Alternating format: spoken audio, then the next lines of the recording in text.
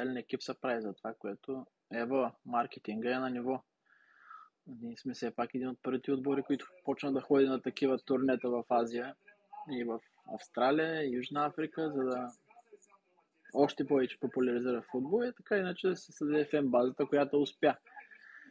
Защото реално погледнато сега никое дете, ако баща му не го накара, няма да е фен на Man United, защото игрите ни не са чак толкова добри, колкото бяха едно време при Съра, но дано това се промени. Огарте е лош пас. Дано се промени, защото сега вече всеки харесва Ман Сити, Арсенал, Ливърпул много, Барселона, той Рафиня много вкарва. Никой няма да харесва Левандов, защото той е старичък вече, той е набър човека. Но той Рафиня бележи постоянно. И сега, Реал Мадрид, папетата, Джуд Белингъм. Така се приличат млади фенове. С игра, с хубави голове.